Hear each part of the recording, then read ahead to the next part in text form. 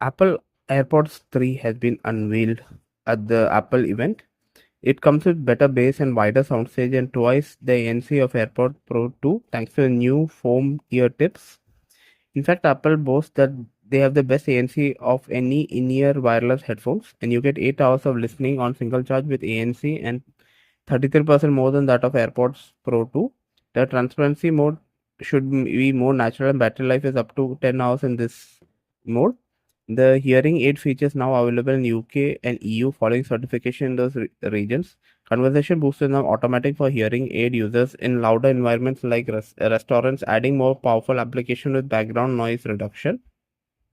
It has a built-in heart rate monitor to track and over 50 workout types and fitness app. You get access to Apple's Workout Buddy even if you are all in on iPhone and AirPods Pro 3. This uses workout data and history to generate personalized motivational insights during the session. Fitness Plus users get real-time performance metrics directly on the phone like heart rate, calories burned, progress on the move ring and burn bar. There's a new design that should fit better in more years based on 10,000 year scans and 100,000 hours of user research. It has IP57 dust and water resistance.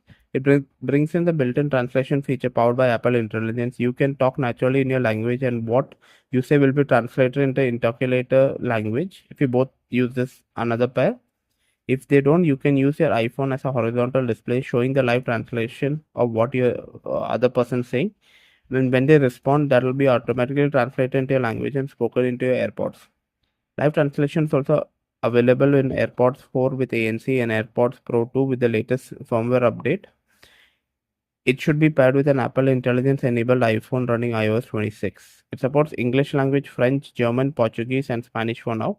Later this year, support for Italian, Japanese, Korean, and Chinese is coming up. It's available for $249, and 50 other countries will be getting it from September 19th.